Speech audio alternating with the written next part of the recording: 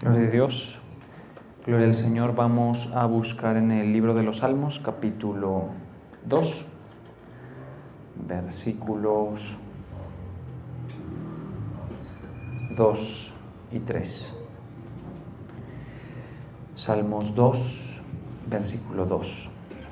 Dice la palabra: se levantarán los reyes de la tierra y príncipes consultarán unidos contra Jehová y contra su ungido, diciendo: rompamos sus ligaduras y echemos de nosotros sus cuerdas. Señor, te damos gracias en esta noche. Nos humillamos delante de ti, Padre eterno. Gracias por permitirnos nuevamente, Señor, estar en tu presencia, en tus atrios. Te pedimos que tú nos ministres tu verdad, tu palabra. Tú toques nuestros corazones, Señor, trayendo esa luz, Padre eterno. Gracias, te pedimos que continúes con nosotros en el nombre de Jesús. Amén. Dice por acá en esta versión: los reyes de la tierra se rebelan y los gobernantes se confabulan contra el Señor y contra su ungido. Y dicen: hagamos pedazos sus cadenas y librémonos de su yugo. Bueno, el Salmo 2, aquí que estamos leyendo, es un salmo profético, muy bonito, interesante. Profético porque está anticipándose en lo que está anunciando a una temporada de la tierra, que la tierra va a tener que transitar, digámosle así, en la que el Señor va a gobernar. Si usted nota, el título de la Biblia Reina Valera de 1960, que fue la que leímos al principio, dice: el reino del ungido de Jehová. Entonces es un salmo profético de David que, como fue inspirado por el Señor, pues tiene detalles bien interesantes acerca de lo que vendría a ser el establecimiento del reino de Dios en la tierra. Como nosotros hemos varias veces estudiado y sobrevolado estos temas, sabemos que el Señor, dentro de su cronograma, su programa profético, pues lo que tiene es su retorno a la tierra, ¿sí? El Señor Jesucristo hablando particularmente. Y con ello, con el retorno de nuestro Señor Jesús a la tierra, establecer el gobierno y el orden que la tierra perdió cuando los hombres, Adán y Eva, pues pecaron y transgredieron las órdenes del Señor. Cuando ellos pecaron, comenzó el desorden, comenzó a haber una anarquía, un desorden frente a lo que Dios había establecido. De ahí en adelante las cosas han ido cada vez empeorando, y con Cristo se restaura un poco la moral del hombre y con ello el orden, pero no del todo y sobre todo no a plenitud, digámoslo así, en la tierra. Nunca veremos aquí en la tierra completa armonía con lo que Dios quiere que suceda, ¿sí? Hay una frase del Padre Nuestro que dice: hágase tu voluntad, venga tu reino. Ustedes recuerdan, ¿cierto? Venga tu reino. Mire qué cosa tan curiosa el Padre Nuestro, que es algo que casi que sin reflexionar uno ora en la Iglesia Católica, uno pues lo repite, ¿no? Venga tu reino. ¿Qué significa? Que no está. ¿Sí? O sea que no está operando en su plenitud. Venga tu reino. Y luego dice: hágase tu voluntad. Hágase tu voluntad. Así en la tierra como se hace, ¿cómo? En el cielo. Bueno, básicos, conceptos básicos, pero eso no está sucediendo, obviamente. Cuando los cristianos, cuando los hijos de Dios, más exactamente, oramos así, porque decimos Padre Nuestro, por eso digo hijos de Dios, más que cristianos, hijos de Dios. Cuando oramos así, lo que le estamos pidiendo como que apresure esa situación, ¿sí? Pero con la conciencia, con el conocimiento de que no habrá en la tierra, en la temporada en la que vivimos, armonía con Dios, todo lo contrario, enemistad con el Señor. Eso es lo que hay en la tierra. Hay un movimiento teológico un tanto impreciso que ha interpretado mal el concepto del reino de Dios y plantea, a base de interpretaciones imprecisas, inexactas, que lo que nosotros debemos procurar es que el reino de Dios se establezca ya ahorita en la tierra, que la iglesia es como un organismo que va a impulsar ese propósito, que se establezca el reino de Dios en estos días, en esta temporada. A eso le han llamado algunos los de el Kingdom Now, o sea, el reino ahora, ¿sí? Y esa teología, esa vertiente teológica es imprecisa, es errónea, es incorrecta, porque proféticamente estamos privados de que la voluntad de Dios haga plenitud en la tierra. ¿Estamos de acuerdo? Entonces, ese planteamiento trata de establecer, no, vamos a hacer, digamos, campaña para que la voluntad de Dios, establecer el reino de Dios en la tierra. Y la gente a veces piensa, entonces yo voy a ser como un embajador del reino de Dios en la empresa, voy a ser en la sociedad. Y así poco a poco se establece o se siembra una semilla de errónea, insisto, que no surge de una mala intención, sino de una, creo yo, ignorancia y también de una imprecisión en la interpretación, que lo que hace que la gente sea llevada a tratar de arreglar el planeta, digamos, o arreglar el mundo, ¿sí? Fracasando estrepitosa y escandalosamente en ese propósito, ¿sí? Una de las formas en las que la Iglesia hierra mucho es en tratar de meter influencia en la política, ¿sí? No tanto habría problema, por ejemplo, que alguno de ustedes, hagamos de cuenta que aquí alguno de ustedes tuviera aspiraciones políticas y que usted dijera, puedo hacerlo, no habría tanto problema con eso, ¿sí? El problema a veces es que los que estamos llamados a estar al frente de la iglesia nos salimos. Hay muchos pastores, siervos alrededor del mundo que han dejado el púlpito por ir a hacer un trabajo político, y no es correcto desde el punto de vista teológico, insisto, ¿sí? No tienen mala intención, claro, ellos quieren arreglar, porque lo que ellos dicen en su mente es decir, vamos a meternos al aparato legislativo, vamos a meternos allí para que desde allí nosotros mejoremos. Porque nosotros, por ejemplo, por ser cristianos tenemos unas filosofías, unas posturas que si el mundo las adoptara creo que sería un mundo mejor. De hecho, los países con más orden, con más trascendencia cultural y todo eso, han sido en su base cristianos de la rama del protestantismo, de la reforma protestante. Bueno, eso siempre lo digo, siempre lo repito. Ustedes me preguntarán, ¿usted está bastante seguro de lo que dicen eso? Bastantísimo de lo que estoy diciendo.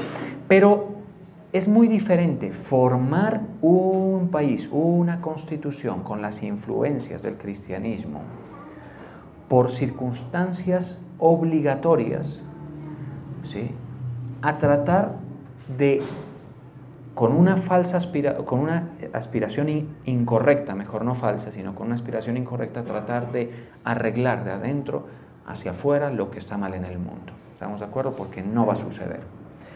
Nosotros los cristianos persuadidos del Evangelio, mucha atención a eso, ¿sí?, porque cristianos es un grupo enorme de gente, ¿sí? O sea, eso es un grupo enorme. Y hay de todas las formas y como les digo, hay unos que son los del Kingdom Now, por ejemplo. Hay otros que son los dispensacionalistas, otros son los católicos, que son grandísimos, los ortodoxos rusos. Otros son anglicanos, que son otra como apéndice del catolicismo, tirando hacia unas diferencias doctrinales. Otros son los evangélicos, de los cuales estamos ya bastante nosotros cerquita, ¿cierto? Y otros son los bautistas y los presbiterianos. Entonces el cristianismo es enorme, ¿estamos de acuerdo? El cristianismo es un grupo fuertísimo, ¿sí? ¿Por qué es eso? Porque como a Cristo no se lo puede ignorar, es el líder más prominente de toda la historia, es el único que ha marcado la historia de la tierra y ha cambiado el calendario, ¿sí? Justamente ahorita terminando la Navidad lo podemos evidenciar, ¿sí? Entonces Cristo no es algo que cualquiera se atreva a minimizar, aunque la gente lo procura y ahora más que nunca, minimizar la figura. Los judíos mucho hacen eso, minimizan la figura de Cristo, ¿sí? Sin embargo, una cosa es que tenga impacto Cristo en la sociedad, en la cultura, en la cronología del planeta, y otra completamente diferente es que aquí se haga su voluntad. ¿Estamos de acuerdo? Eso es otra cosa. ¿Sí? Entonces, por eso hay que el grupo de cristianos es enorme, ¿sí? Es enorme. Sin embargo, los cristianos, atención a esto, esta descripción le va a servir a usted mucho para ver si usted está haciendo bien las cosas o está perdiendo el tiempo. Atento a lo que voy a decir. El cristiano persuadido del Evangelio que sufre la sana doctrina, ¿me escuchó eso que dije? Que sufre la sana doctrina, eso es otra cosa, eso es minoría y siempre seremos minoría, ¿estamos de acuerdo? Siempre seremos minoría, ¿sí? Siempre seremos minoría. Por eso es que uno no debe aspirar que todo, porque hay gente que no tiene fe, hay gente que no va a recibir y hay gente que en una posición consciente o inconsciente están en oposición a Dios. Y eso es precisamente lo que estamos leyendo aquí, ¿sí? Ya vamos a ir al verso raíz donde partimos y usted se va a dar cuenta que es así. Seremos minoría y nosotros esperamos, es diferente, esperamos que el reino de Dios venga con la vuelta de Cristo, con el regreso de nuestro Señor. Eso es diferente, ¿estamos de acuerdo? Y vivimos en esta tierra, transitando en ella, con la mira puesta, o debería ser, por lo menos teóricamente hablando, en las cosas ¿de dónde? De arriba, donde está Cristo sentado. Todos son términos bíblicos, ¿verdad? Note usted lo que dice en el versículo 2. Se levantarán los reyes de la tierra. Ojo esto, está hablando del reino del ungido, pero dice, se levantarán los reyes de la tierra. O sea, los políticos. Hoy en día serían los políticos, ¿sí? Esa figura de gobierno, administrativa de gobierno. Y príncipes consultarán unidos. Ojo, contra Jehová y contra su... entonces Dios quiere establecer y viene el reino del ungido, pero los reyes de la tierra están resistiendo eso, ¿sí? Y contra su ungido. Esta es la temporada en la que vivimos nosotros, esta es la temporada. Donde las ONGs, donde los gobiernos del mundo cada día son más hostiles, resistentes y enfrentados a Dios y a su voluntad. ¿Estamos de acuerdo? Dicen el siguiente planteamiento, atención, rompamos sus ligaduras, mire esto, y echemos de nosotros sus cuerdas. Eso, usted me dice, pero yo no conozco a nadie que abiertamente diga así, ¿sí? Los que están en el poder en el mundo, a lo largo y ancho de la tierra, los que deciden el rumbo, digamos, moral que lleva la tierra, político, económico, territorial, geopolítico de la tierra, ellos, los que están en esas esferas, en una mayoría abrumadora que seguirá siendo así, son instrumentos de Satanás. Son instrumentos de Satanás. Por ahí de vez en cuando se levanta alguien que es un instrumento de Dios. Al mejor estilo de David, por ejemplo, en los tiempos de David. ¿Estamos de acuerdo?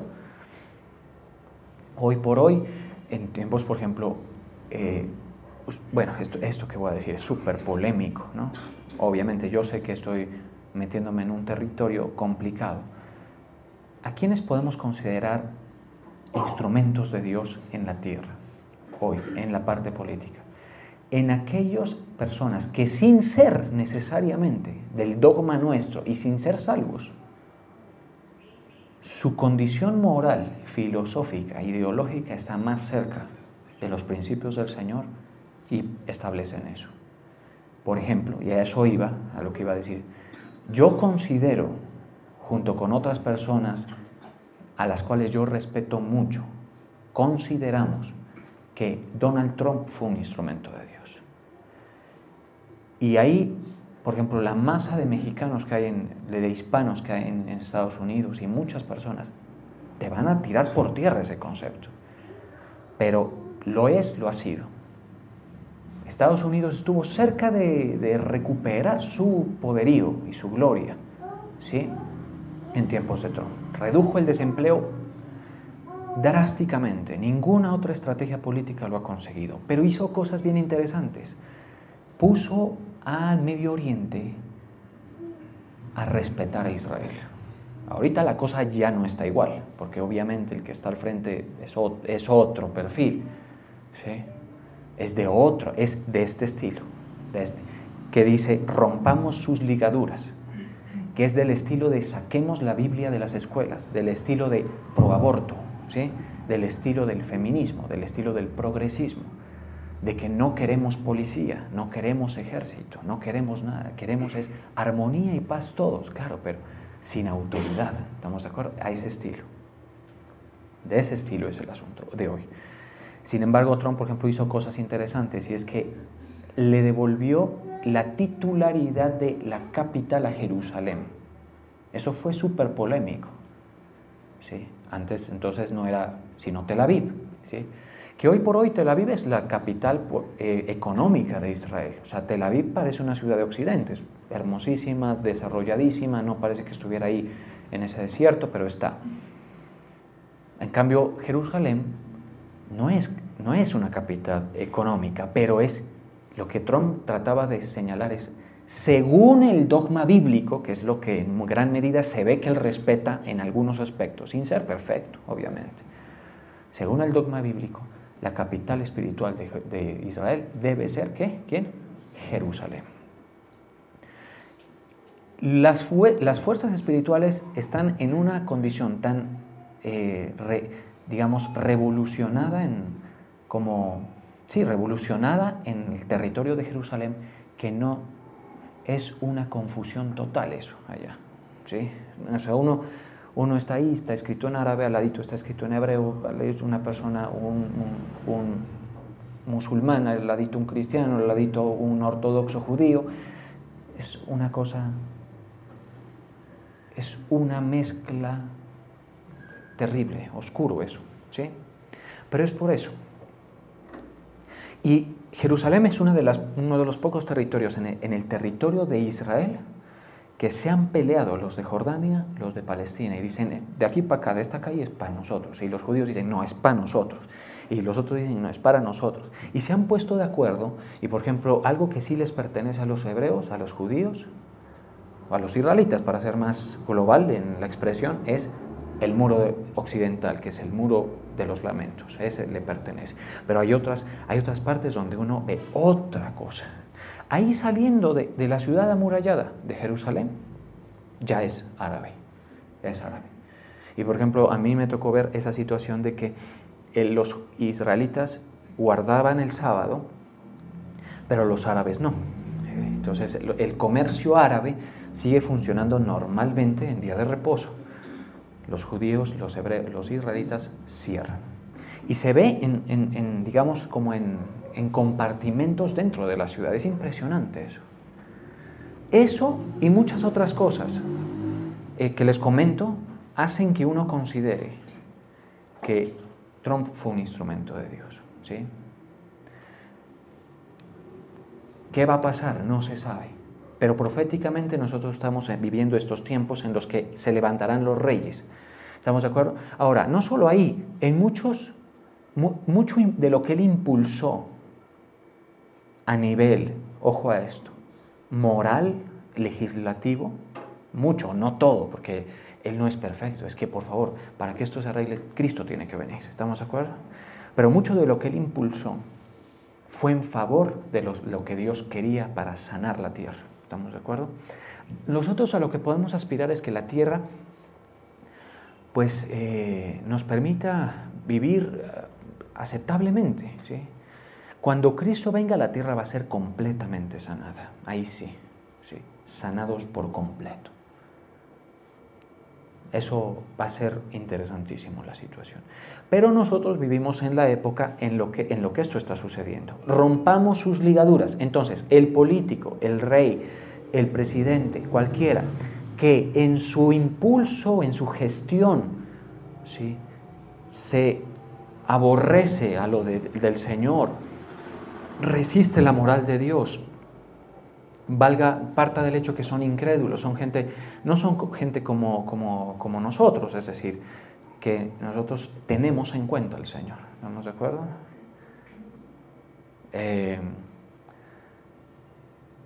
Lo que van a impulsar es esto. ¿Estamos de acuerdo? Por ahí hay otro instrumento de Dios, yo considero que lo es Nayib Bukele, ¿sí? Quien ustedes de pronto sepan, es una personalidad ya. Es interesantísimo lo que ha hecho con su país, ¿sí? O sea, ese tipo de figuras, aunque están a un paso de fallar, porque son frágiles, obviamente, esas figuras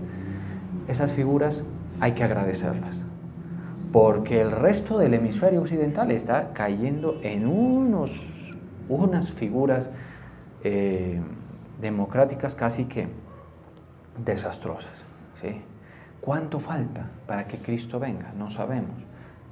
Podemos pensar que estamos cerca por todo lo que sucede, sí, pero independientemente nosotros debemos orar por nuestro país y por nuestro presidente y por nuestras autoridades, ¿sí?, para que el Señor tenga misericordia, ¿sí?, Él tenga misericordia, para que esto sea vivible hasta que el Señor venga, si es que eso es posible. ¿Estamos de acuerdo? Y nuestra válvula de escape, digámoslo así, es precisamente el arrebatamiento. ¿Estamos de acuerdo? Ya cuando la cosa esté bastante mal, ojalá el Señor nos levante. Y ahí no le conviene a nadie quedarse, porque ahí comienza la siguiente etapa. La siguiente etapa está en el versículo 4. Rompamos sus ligaduras y echemos de nosotros sus cuerdas. Leímos el 3, ¿verdad? Ahora el versículo 4. El que mora en los cielos, atención a eso. Mire, lea eso que dice ahí. El que mora en los cielos, ¿qué dice? Se reirá. Así lo ve Dios. Cuando dicen, no, nosotros somos diversos, porque ahora es el mundo de la diversidad. ¿Estamos de acuerdo? Es lo que tú quieras ser, como quieras ser, que nadie te puede conducir en tu formación, ¿no? ¿Sí? Hay un criterio que ahora quieren establecer, y es que hay que permitir el libre desarrollo de la personalidad, y cualquier cosa que atente contra eso debe ser prohibida, y hay lugares donde ya está muy avanzado esas campañas. Y claro, lo que pretenden quitar es que el ejercicio de la corrección paternal y maternal, la educación, los principios, los valores, eso es lo que quieren remover. ¿Estamos de acuerdo? Eso es el mundo en el que vivimos hoy. Cuando Dios ve eso, se ríe. Dice, o sea, es como que dice, ¿creen que van a poder hacerme a mí a un lado y que el mundo les funcione como ellos quieren que les funcione? Porque todos los políticos y todos queremos que el mundo nos funcione maravillosamente, pero sin el yugo del Señor. Y no es posible así. ¿Sí? Eso no es posible así. El que mora en los cielos se reirá y el Señor se burlará de ellos.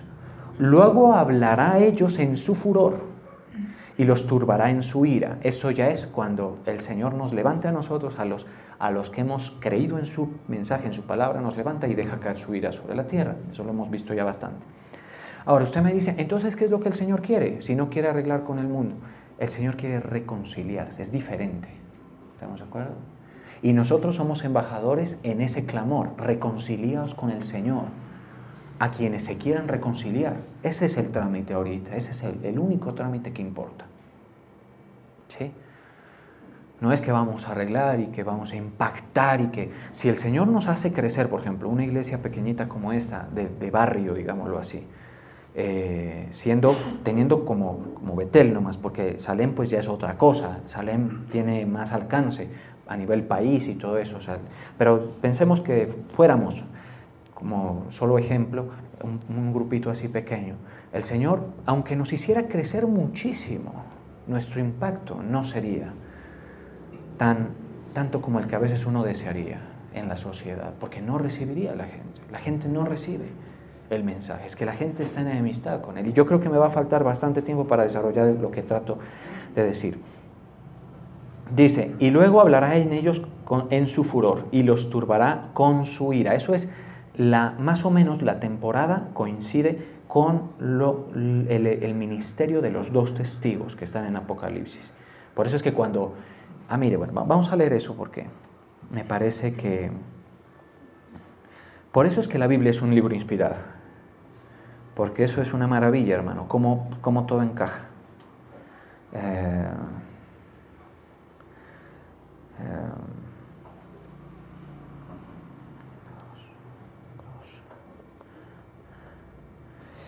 Rápidamente, vamos allá, vemos 2 cositas y nos devolvemos. Entonces, habla de los 2 testigos en Apocalipsis 11 en adelante. En Apocalipsis 11 en adelante habla de esos 2 testigos que van a ser 2 figuras muy ungidas, 2 personas muy ungidas que van a predicar. Lo que van a predicar es el porqué de los acontecimientos ellos. Porque la ira de Dios va a estar presente en los acontecimientos de esa época. Hambre, inflación, escasez, enfermedad, desastres naturales, como nunca los ha habido en esa época. Guerras, pleitos, fragilidad de las economías, en fin, muchísimas cosas, producto, insisto, de esa ira de Dios. Eso es lo que van a predicar ellos, les van a decir, ustedes tienen enojado al Señor. Esos 2 testigos van a predicar eso. Estos 2 testigos, dice en el versículo 6, tienen poder para cerrar el cielo a fin de que no llueva en los días de su profecía. Y tienen poder sobre las aguas para convertirlas en sangre y para herir la tierra con toda plaga. Eso es lo que tienen, la autoridad que tienen. Cuantas veces quieran. Cuando hayan acabado su testimonio, la bestia, ¿sí?, que es una entidad espiritual que sube del abismo, hará guerra contra ellos y los vencerá. Y sus cadáveres estarán en la plaza, ojo a esto, de la grande ciudad que en sentido espiritual se llama Sodoma. Yo les estaba diciendo de la confusión que vive Jerusalén, esa es la ciudad. Y Egipto, donde también nuestro Señor fue crucificado. ¿Dónde fue crucificado? En Jerusalén. Sodoma y Egipto, espiritualmente, Jerusalén es Sodoma y es Egipto. O sea, el nivel de confusión espiritual que hay allá es una cosa abrumadora.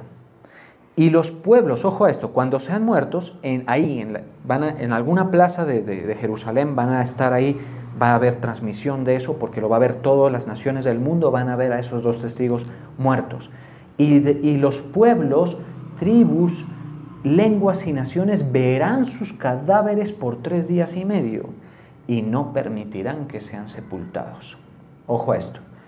¿Qué van a hacer los moradores de la tierra? Mire lo que van a hacer los moradores de la tierra para que usted vea que siempre estaremos nosotros en una desventaja total frente a la enemistad que el mundo tiene contra el Señor. Porque aún allí, con opresión y calamidad, van a estar en enemistad. Dice, y los moradores de la tierra se regocijarán sobre ellos.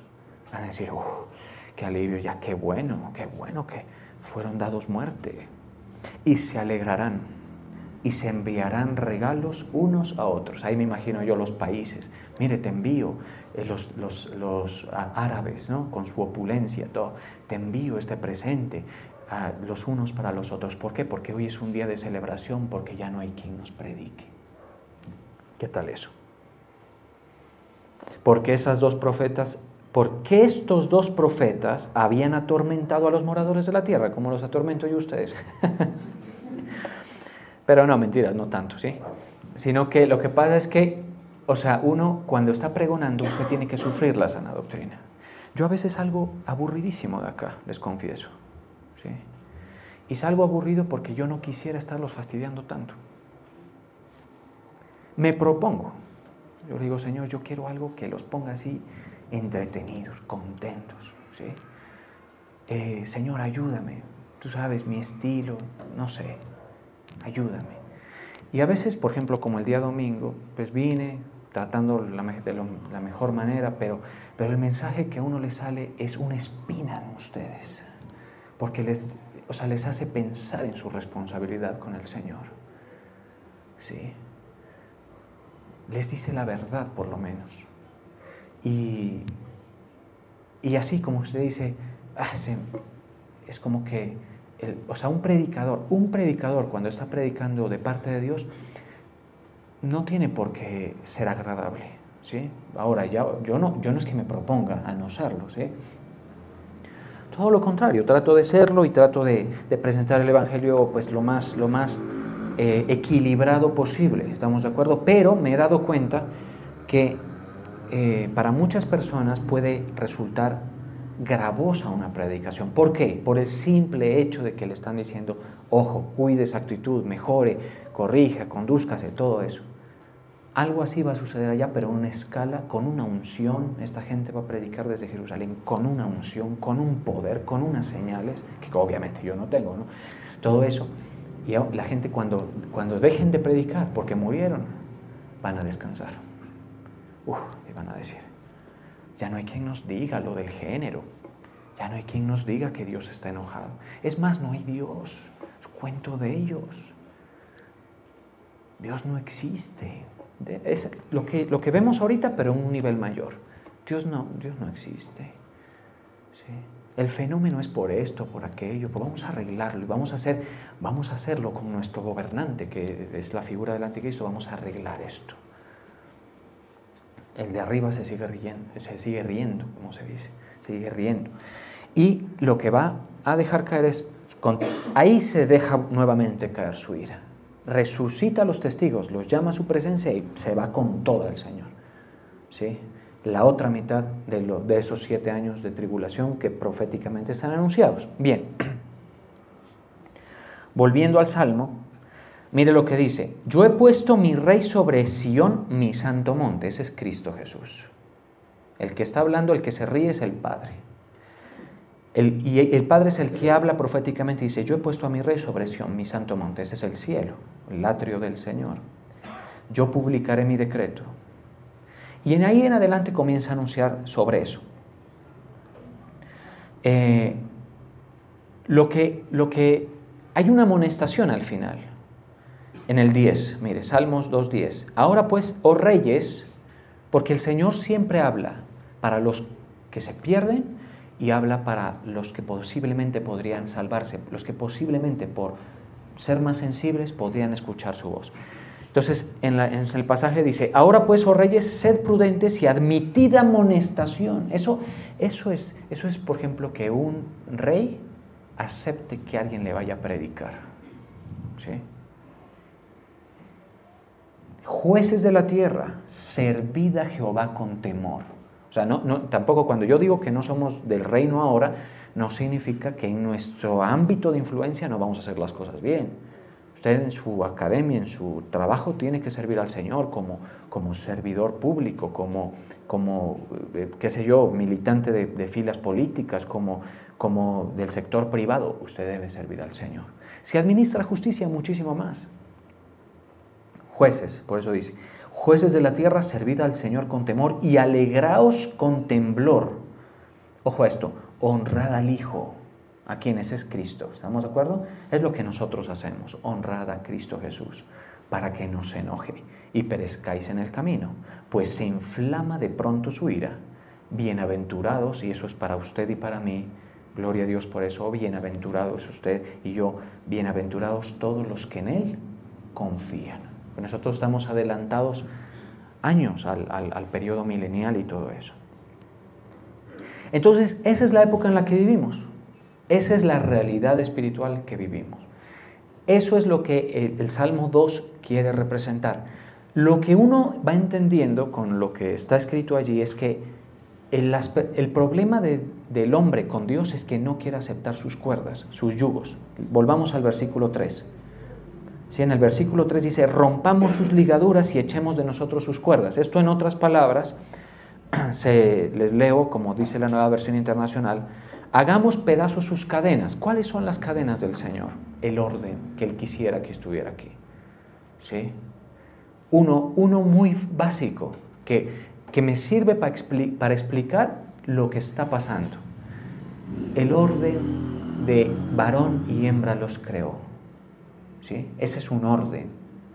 ¿Cómo se porta la sociedad hoy con respecto de eso? Ya, no. Ahí vamos a meter cualquier cosa. Los trans, los unos, los otros, los bi, los yo no sé, tanta cantidad de cosas. ¿Estamos de acuerdo? En eso subyace el concepto de rebeldía. Sí, ahí está. Pero en eso y en muchas cosas. Usted me dice, bueno, ahí me salvé, pastor. Bueno, ¿qué tal en esto? Esposas, sujetaos a vuestros maridos como al Señor, orden de Dios. Esa sí no me gustó tanto, pastor. Sí, pues yo con ese man, no, olvídese. Sí. En la casa mando yo, dice la señora, y el pobre señor le tiene pavor.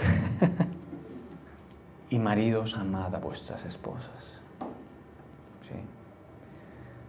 Hijos, honran a sus padres. Sí. Orden de Dios es más, eso ya luego evoluciona. Luego el orden de Dios ya se refina más. Entonces ya luego el orden de Dios para nosotros es que nosotros entremos por la puerta, que es Cristo. Que nosotros no le digamos a Dios que Él es mentiroso. ¿Sí? Porque el que dice que no ha pecado hace a Dios mentiroso. ¿Recuerdan ese pasaje? Entonces yo no necesito entrar por la puerta de Cristo porque yo no soy. Ahí el Señor se te para y te dice, no te acepto eso. Yo no soy el que estoy mintiendo, tú eres el que está mintiendo, tú eres. Necesitas al Redentor. Ya entró usted por la puerta que es Cristo. Ya está más cerca usted, muy adelantado en el orden de Dios. Ya está muy adelantado. Luego le dice, obedezca la fe, más todavía. Y entonces resulta que usted y yo estamos en el orden de Dios. Porque a pesar de que moralmente somos completamente insuficientes, nosotros estamos obedeciendo a la fe. Luego le dice, sufre la sana doctrina, y usted la está sufriendo aquí. Porque para congregarse y ser discípulo, realmente, aquí hay gente que es discípula, yo le reconozco eso, sufren la sana doctrina. ¿Sí? Eso es el orden de Dios. Es decir, el orden de Dios es súper invasivo, pero al mismo tiempo no es tan pesado. O sea, para que una persona se sienta sofocado por el yugo del Señor, es porque quiere estar siempre haciendo lo que no es la voluntad de Dios. ¿Estamos de acuerdo? Y obviamente a todos vamos a sentir que el yugo del Señor nos aprieta, pero la idea es que no deseemos estar fuera de Él, porque eso es lo que estos reyes desean, y eso no es lo conveniente. ¿Estamos de acuerdo? Sino todo lo contrario, nosotros debemos mantenernos en el yugo del Señor. Eso es lo que a uno... Ahora, otra cosa que es consecuencia de todo lo que le digo, estar en la voluntad de Dios. Aquí hay gente que ha creído cosas, está bien, pero hay otros que están en otro nivel, que están en la voluntad de Dios, que era lo que casualmente, y el domingo el Señor nos hablaba, que decía, me es impuesta necesidad, ¿recuerda? O el sábado, bueno, me es impuesta necesidad, que es aquello que uno dice, Dios me quiere haciendo esto, yo no le puedo dejar ese lugar vacío al Señor. Eso es otro nivel, ¿estamos de acuerdo? Si usted está en ese nivel, por lo menos entiende que usted no está para nada en enemistad con el Señor. Todo lo contrario. Es su compañero, es su amigo, ¿estamos de acuerdo? Está ahí, su papá. Le ha perdonado. ¿Lo va a juzgar? No, porque ya usted fue sustituido en la cruz, ¿estamos de acuerdo? Es maravilloso, o sea, el panorama es maravilloso con el Señor. Diferentísimo, ¿sí? Pero mire todo lo que hemos recorrido, digamos, para llegar allí, y todo lo que nos diferencia del mundo. Usted dice, los reyes de la tierra no están en esa posición, sí lo están. Y los verdaderos que mandan la tierra, que es una ONG muy poderosa en la tierra, tiene claramente agenda contra el cristianismo y contra Dios. Eso está escrito en la agenda. Así es la cosa, ¿sí? Llámeme usted conspiracionista, usted me dirá, salga un poco, diviértase, ¿sí? Déjese pegar el sol. Yo me dejo, ¿sí? Yo soy deportista y todo, yo no vivo encapsulado, no, pero la verdad de Cristo la tengo escrita en mi corazón, porque el Señor me la ha dado, me la ha concedido. ¿Estamos de acuerdo? Entonces por eso es que pienso así, porque yo no vivo una vida mala que me lleve a mí a estar, a ver cómo los amargo a estos manes. Ahora, sí, no, ese no es, sino es la verdad, plantear la verdad. ¿Estamos de acuerdo? Ahora, ¿qué es lo mejor para nosotros? ¿Qué es lo mejor? Aceptar el yugo del Señor. Eso es la voluntad de Dios, ¿sí? Mateo 11:29 dice, llevad mi yugo sobre vosotros. Eso es lo que nos pide el Señor. Las imposiciones de su verdad en nuestra vida. Llevad mi yugo sobre vosotros y aprended de mí, que soy manso y humilde de corazón, y hallaréis descanso para vuestras almas. Eso es el reposo que el Señor nos da. Porque mi yugo es fácil, no es tan difícil, la verdad, y ligera mi carga. Entonces, ustedes están en esto del yugo. Una buena parte, pues uno trata de ser inclusivo en esto, pero bueno, solo Dios sabe, ¿no? Quiénes sí, quién no. ¿Qué podemos ir reduciendo el asunto? El yugo es el pleito moral que tenemos con Él, entenderlo. El yugo es la verdad, el yugo es su doctrina, el yugo es el orden de Dios, el yugo es la voluntad de Dios para nuestras vidas, eso es. Por eso es que el verdadero cristiano no hace lo que quiere hacer en muchos momentos de su vida, ¿sí? Por ejemplo, hay gente que le invita a usted que se vaya de la iglesia, pero usted, como está en una iglesia que le han edificado, usted dice no, porque el Señor me quiere aquí. Eso hace parte del yugo. En un 99.9% de los casos, dejando esa pequeñísima proporción a otras situaciones, el lugar donde Cristo se te revela es donde quiere que permanezcas. Hay excepciones muy puntuales a la situación. Es un ejemplo nada más del orden de Dios. ¿Estamos de acuerdo? El orden de Dios es así.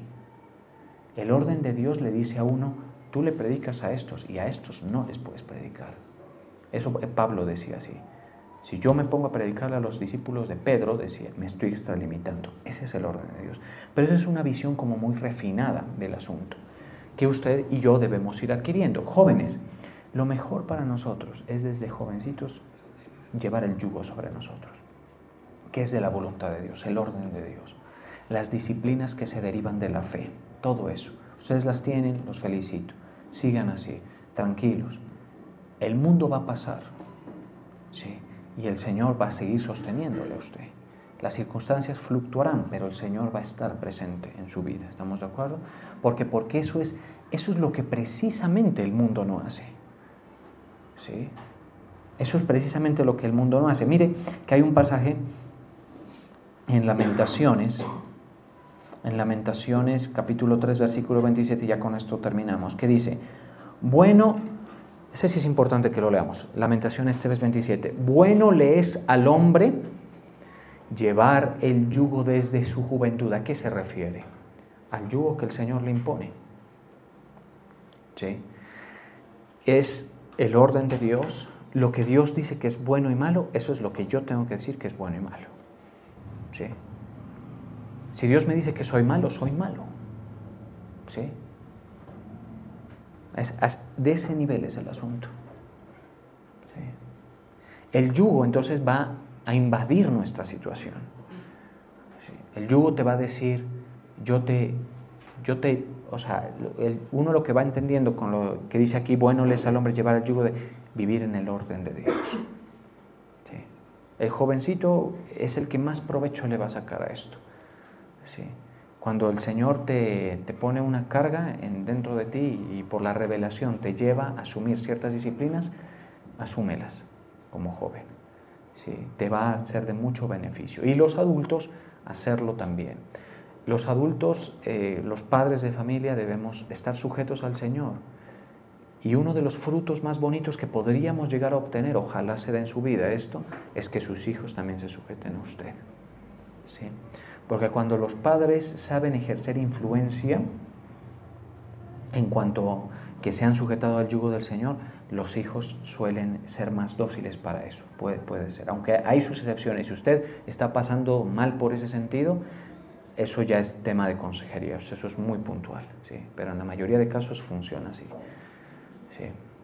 Cuando el padre da ejemplo de que estás bajo el yugo del Señor. Yo trato de hacer eso, ¿no? Me evalúo a ver si lo estoy haciendo, porque como soy un padre, pues no soy veterano, soy más bien novato como padre. A veces uno no le deja, o sea, uno piensa que es vivir como antes, que es, digamos, para mí. Mi performance es para mí, pero ahora no, ahora tengo que pensar en que mi forma de vivir en el orden de Dios tiene que ser visto por Dios, por supuesto, primero, y tiene que ser visto por mis hijos, como un ejemplo. ¿Estamos de acuerdo? Porque eso les va a preservar el alma, ojo, les va a preservar el alma y les va a dar lo mejor, las mejores condiciones posibles en la tierra. ¿Lo creemos? O sea que mucho ánimo con nuestra práctica de fe, porque los tiempos están transcurriendo. Yo no sé cuándo va a pasar esto que leímos en el Salmo 2. Ya usted entiende cuáles son las aspiraciones de esta vida, todo. Entonces, siempre con el eje que es nuestra salvación y nuestro propósito en Cristo Jesús. Vamos a orar.